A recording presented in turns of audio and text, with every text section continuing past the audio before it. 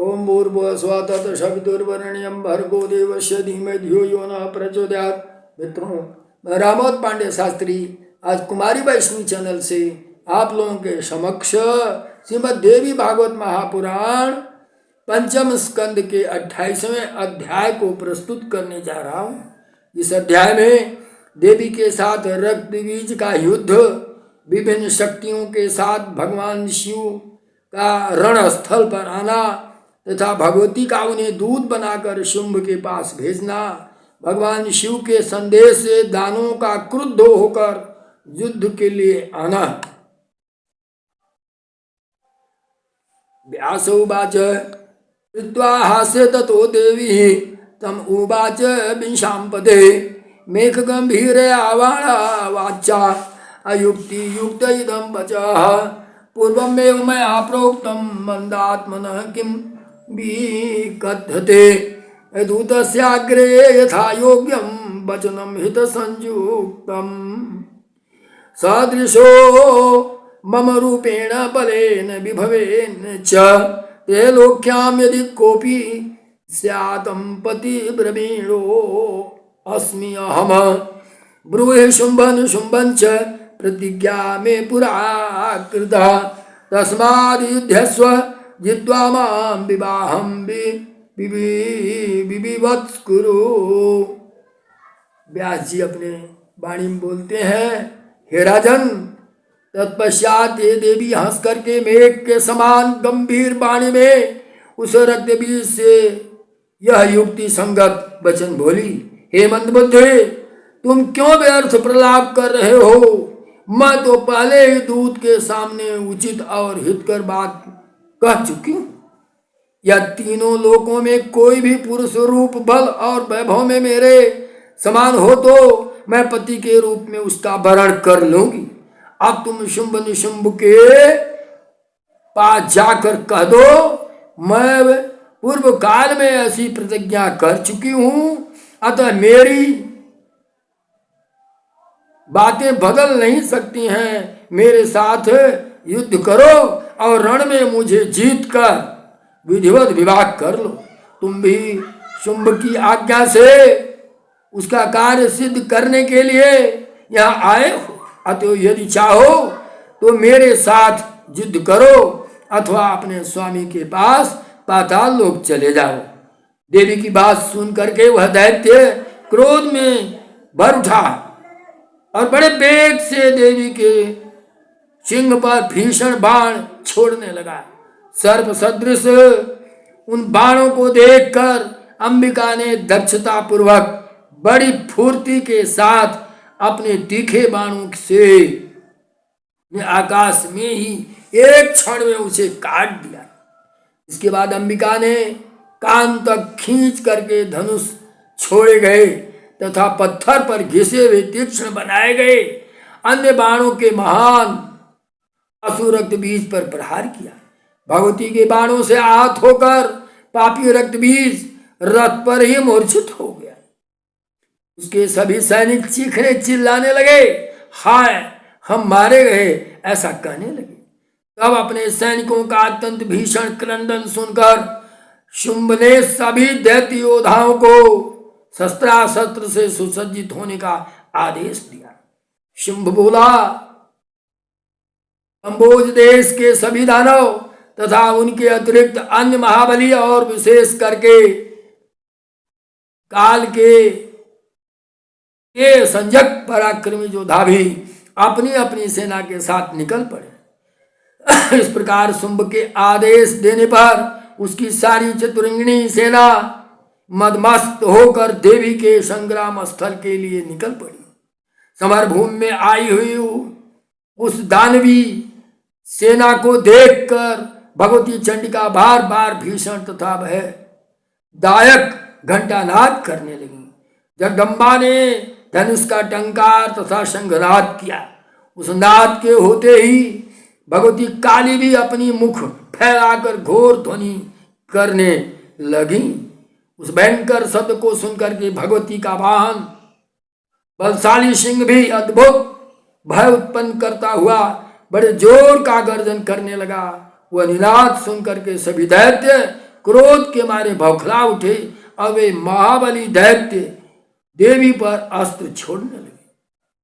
उस भयानक तथा रोमांचकारी महासंग्राम में ब्रह्मा आदि देवताओं की विभिन्न शक्तियां भी चंडिका के पास पहुंच गई।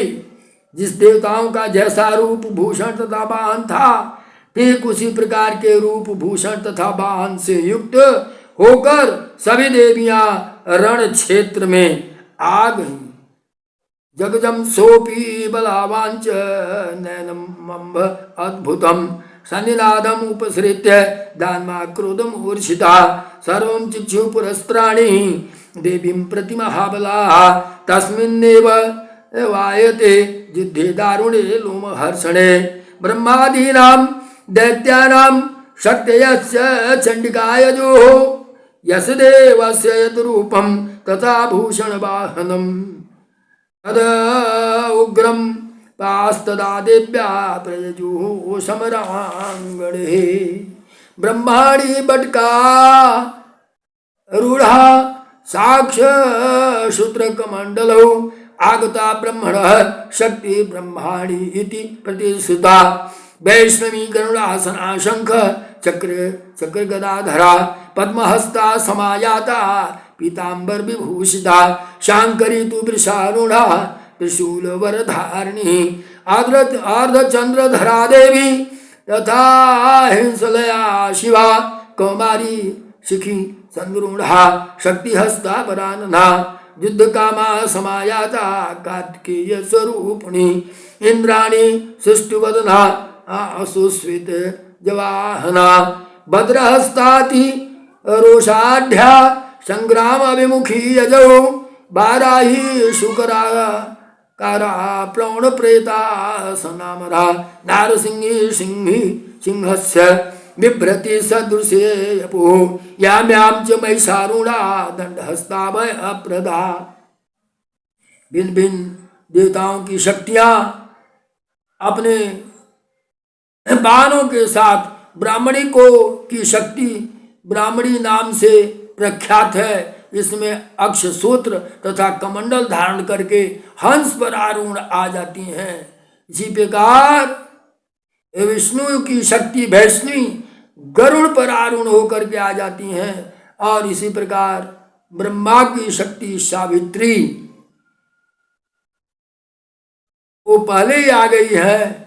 अब शंकर की शक्ति बैल पर सवार होकर आ जाती हैं। भगवान कार्तिकेय की ये रूप धारण करने वाली सुंदर मुख वाली भगवती कौमारी युद्ध की इच्छा से हाथ में शक्ति धारण करके आ जाती हैं।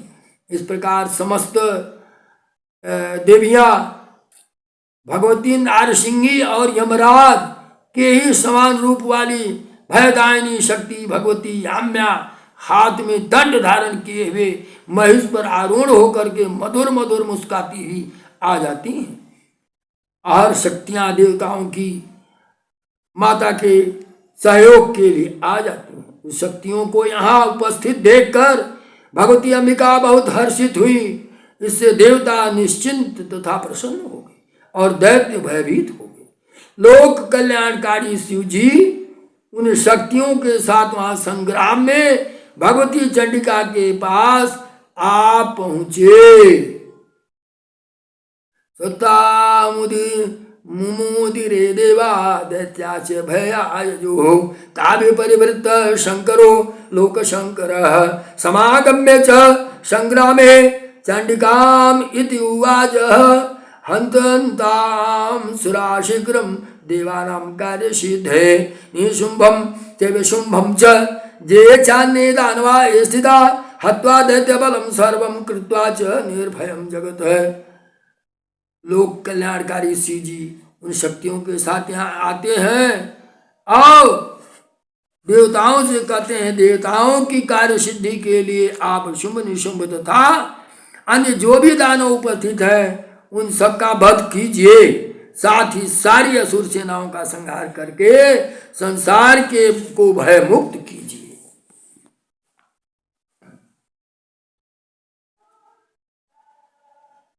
उपद्रव और अकाल आदि आपदाएं समाप्त हो जाए, मेघ समय पर वृष्टि करने लगे और कृषि लोगों के लिए अधिक फलदायी हो।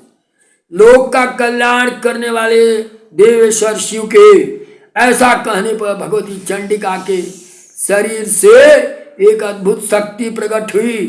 वह शक्ति अत्यंत भयंकर तथा प्रचंड थी। वह सैकड़ों चियारिनियों के समवेत स्वर के समान ध्वनि कर रही थी और उनका रूप बड़ा भयानक था। मंद मंद मुस्कान युक्त मुखमंडल वाली उस शक्ति के पंचमुख शिव जी से कहा, हे देव देव, आप दैत्यराज शुंभ के पास शीघ्र जाइए। हे कामरिपु, इस समय आप मेरे दूत का काम कीजिए।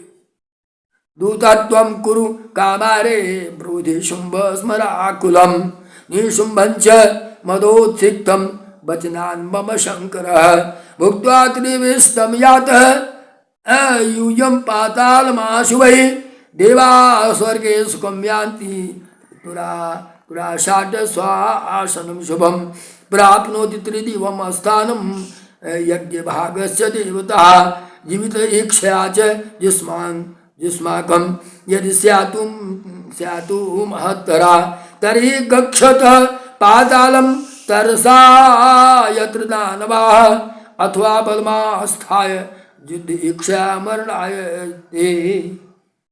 शंकर जी से माता जी जो ही भयावह स्वर करने वाली उस रूप के में इन्हें क्या कहती हैं, हे कामरिपु, इस समय आप मेरे दूत का काम कीजिए।